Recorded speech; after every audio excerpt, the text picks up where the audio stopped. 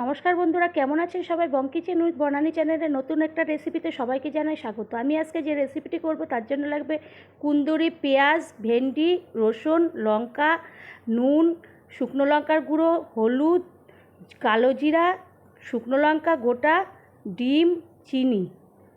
এরপর আমি একটা গ্যাসে কড়াই বসাবো, তার মধ্যে কড়াইটা গরম হলে দিয়ে দেব তেল। তেলটা গরম হওয়ার পরে আমি দিয়ে দেব শুকনো লঙ্কাগুলোকে ছিঁড়ে ছিঁড়ে টুকরো টুকরো করে দিয়ে দেব। ওটা দিলে ফেটে যাবে তার জন্য। এরপরে ওটা একটু গরম হয়ে গেলে আমি দিয়ে দেব কালো জিরা। কালো জিরাটা গরম হয়ে গেলে আমি দিয়ে দেব রসুনগুলো। যেহেতু একটা ভাজা বা ভুনা এটা তৈরি হবে, তার জন্যে আমি রসুনটা দিয়ে দিলাম। এরপরে দিয়ে দেব পেঁয়াজ। পেঁয়াজগুলোকে আমি ভালো করে দিয়ে এরপরে লাল লাল করে আমি ওটাকে ভেজে নেব। লাল লাল করে ভালো করে আমি ভাজছি। ওটা ভাজা হয়ে গেলে আমি পেঁয়াজগুলোকে সব একটা সাইড করে রাখবো।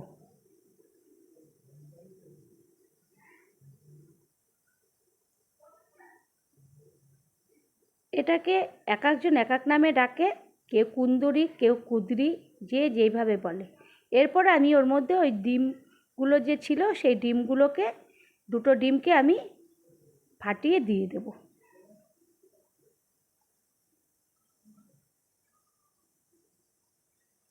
এরপরে ওটাকে আমি ভালো করে ভুনা ভুনা করব।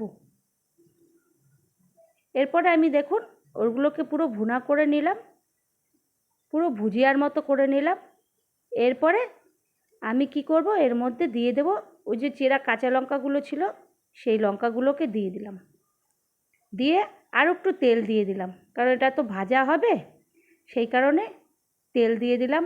এবার ভালো করে ওটার সঙ্গে ওটা মিশালাম। এরপরে আমি দিয়ে দিলাম লবণ। লবণ দিয়ে আবার ভালো করে ওগুলো সব যত কয়টা উপকরণ দিলাম সেইগুলো মেশাতে থাকলাম। এরপরে আমি দিয়ে দিলাম হলুদের গুঁড়ো, দিয়ে আবারও ওটার সঙ্গে ভালো করে ভাজতে থাকলাম। এরপরে দিয়ে দিলাম লঙ্কার গুঁড়ো, লঙ্কার গুঁড়ো দিয়েও ভালো করে ভাজতে থাকলাম। তারপরে দিয়ে দেব কটা ভেন্ডি দিয়েছিলাম, ওই ভেন্ডিগুলোকে দিয়ে দিলাম। যেহেতু ভাজার রেসিপি, ওর জন্য ভেন্ডিগুলো একটু দিয়ে দিলাম। তারপরে দিয়ে দিলাম মেন উপকরণটি কুঁদরি বা কুদরি, যে যেভাবে বলেন সেইগুলোকে। এগুলো আপনারা ভাত, রুটি কিংবা পরোটা, যার যেমন ইচ্ছা সেইগুলো দিয়ে খেতে পারেন, খুব ভাল লাগে খেতে। এগুলো ভাজা ভাজা খুবই ভাল লাগে। এরপর ভালো করে আমি ভাজলাম, ভেজে আমি ঢাকা দিয়ে দিলাম। ঢেকে আমি আবারও ঢাকনা তুলে আবারও ওটাকে ভালো করে নাড়াচাড়া করে ভাজতে থাকবো।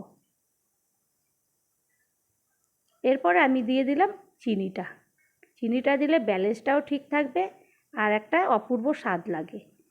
আমি ভালো করে ওটাকে ভাজা ভাজা ভাজা ভাজা করব, নাড়াচাড়া করে একদম পুরো ভেজে নিলাম।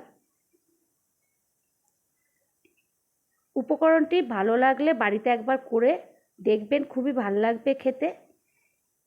এই রেসিপিটি ভালো লাগলে পাশে থাকবেন, সাথে থাকবেন, সাবস্ক্রাইব করবেন, লাইক করবেন, শেয়ার করবেন।